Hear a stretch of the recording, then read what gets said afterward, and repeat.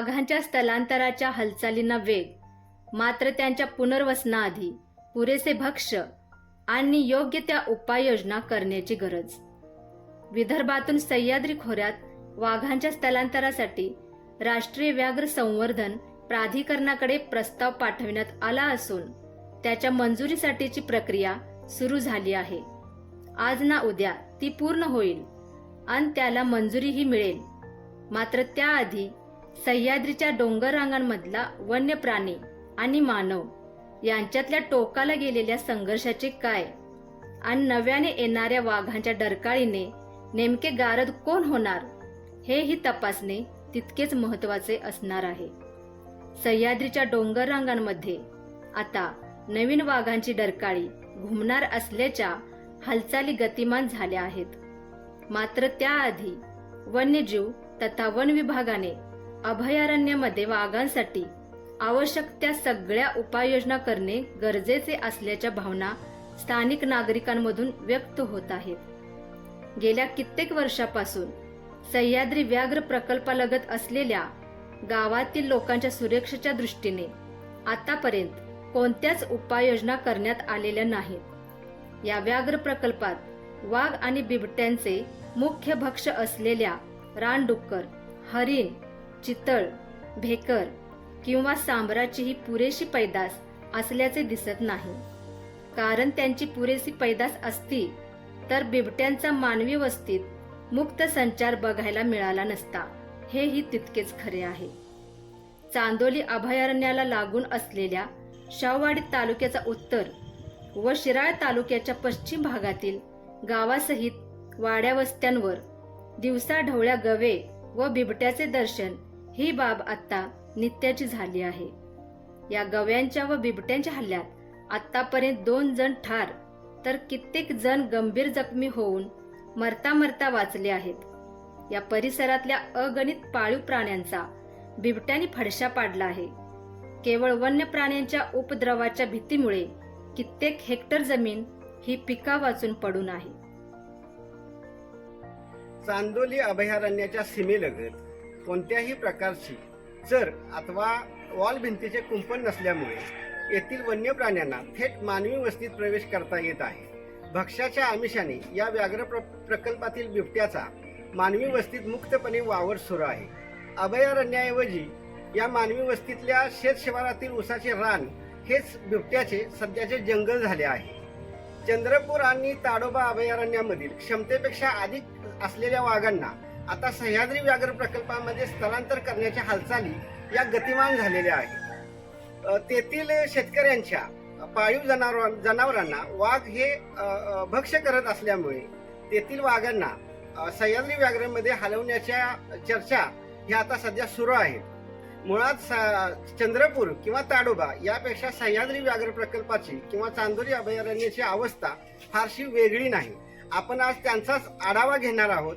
इथल्या स्थानिक शेतकऱ्यांशी संवाद साधू. चंद्रपूर आणि ताडोबा अभयारण्यातील वाघांची डरकाळी आता आपल्या या सह्याद्रीच्या पट्ट्यांमध्ये घुमणार आहे. काय सांगता? या अगोदरच या इथल्या जंगली प्राण्यांच्या त्रासानं इथला शेतकरी, आमच्या गावातला शेतकरी वैतागला आहे आणि त्याच्यात आता ही नवीन वाघांची भर पडणार आहे. यामुळं इथली जनजीवन तर विस्कळीत होणारच आहे, पण इथं असणाऱ्या शेतीची हानी पण होणार आहे. कारण इथले जंगलातले जे गवतवर्गीय प्राणी आहेत ते सगळे आमच्या गावाच्या शेजारी आसपास जगतात आणि त्याच्यावर जर हे वाघ पुन्हा इथं त्यांच्या पाठोपाठ आले तर इथल्या माणसाला सुद्धा हल्ला केल्याशिवाय हे राहणार नाही. काय सांगा, काय भावना? या ठिकाणी आपण पाहतोय मंदूर हे गाव अभयारण्यालगत आहे आणि शासनानं या ठिकाणी जो व्याघ्र प्रकल्पाचा एक प्रस्ताव आणला आणि त्याच्या अंतर्गत इथं वाघांची संख्या वाढवून वाघ संवर्धन करणे हा एक उद्देश डोळ्यासमोर ठेवून अशा प्रकारचा एक प्रकल्प या अभयारण्यामध्ये राबवला. खरं तर हा प्रकल्प राबवत असताना तिथल्या स्थानिक असणाऱ्या मानवी जीवनाचा विचार सुद्धा सरकारकडून होणं या ठिकाणी गरजेचं होतं. कारण अगोदरच या ठिकाणी सोडलेली जी बिबटी आहेत ते बिबटे आज पूर्णपणे मानवी वस्तीमध्ये या ठिकाणी स्थलांतरित झालेले आहेत. कारण त्यांना अभयारण्यामध्ये कोणतीही भक्ष्याची किंवा अन्नाची व्यवस्था नसल्यामुळं ते मानवी वस्तीमध्ये येत आहेत. आमच्या मंदूर गावामध्ये तर अनेक वेळा घरातील असणारी जनावरं उडून नेण्याचे प्रकार या ठिकाणी घडलेले आहेत. काही व्यक्तींवरती हल्ला करण्याचा प्रयत्न सुद्धा या ठिकाणी वन्यजीवांकडून झालेला आहे. आणि त्यातच अशी बातमी या ठिकाणी समोर येते की पुन्हा एकदा शासनामार्फत आणखी काही वाघ या अभयारण्यामध्ये सोडले जाणार आहेत. खरं तर या वाघांचं संवर्धन तर व्हावंच असं आम्हाला वाटतं, पण जीव जीवस्य जीवनम या सूत्राप्रमाणे इथल्या असणाऱ्या मानवी जीवनाचं सुद्धा तेवढंच संरक्षण होणं गरजेचं आहे. त्यामुळे स्थानिक शेतकऱ्यांची अनेक वर्षापासूनची ही मागणी आहे की व्याघ्र प्रकल्पाच्या लगत या ठिकाणी शासनानं कुंपण करावं, चर मारावी, जेणेकरून हे हिंस्र प्राणी मानवी वस्तीमध्ये येऊन मानवाला त्रास देणार नाहीत याची दक्षता शासनाकडून घेतली पाहिजे. अशा प्रकारची एक मागणी आमची शासनाकडे राहील. वन्य प्राण्यांच्या हल्ल्यात ज्या कुटुंबातल्या व्यक्तीचा जीव जातो त्या कुटुंबातल्या व्यक्तीला 10-15 लाख रुपये दिले जातात, पण त्या कुटुंबातल्या माणसाचा जीव काय वन विभाग परत आणू शकतं का? यामुळं इथला माणूस आणि प्राणी जगला पाहिजे. यासाठी वन विभागाकडून काही ठोस उपाययोजना केल्या जात नाहीत. हीच खरी शोकांतिका. चांदोली अभयारण्याच्या लगतच्या गावामध्ये बिबट्यांचा आणखी गव्यांचा त्यांच्या बछड्यांचा भरपूर प्रमाणात वावर चाललेला आहे. त्यांना पहिले जेरबंद करून अभयारण्यामध्ये सोडलं पाहिजे. आणखी नवीन काय वाघ आणणार आहेत त्यांना पुरेसे भक्ष्य आहे का नाही ह्याची चौकशी केली पाहिजे. नसेल तर ते वाढवायचं कसं, त्या उपाययोजना केल्या पाहिजेत. आणखी आमच्या गावालगत पूर्ण बाँड्रीवर संरक्षण कार्य कुंपण पाहिजे, म्हणजे रानटी प्राणी गावामध्ये येणार नाही. उकुळी हे गाव बफर झोनला दिलेलं आहे, पण अशा शाश्वत अशा सुविधा वन खात्यानं काहीही पुरवलेल्या नाहीत. आणि आता राहिला प्रश्न बिबट्यांचा.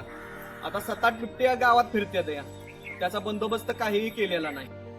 वृक्ष वल्ले आम्हा सगळे सोयरे अशा पद्धतीने तुकाराम महाराजांनी जे आमचं 450 वर्षापासून प्रबोधन केलेलं आहे, छत्रपती शिवाजी महाराजांनी तशी आज्ञापत्र काढलेली आहेत. तर आम्ही शेतकरी वर्ग आणि निसर्गप्रेमी हे जपतच आलेलो आहे.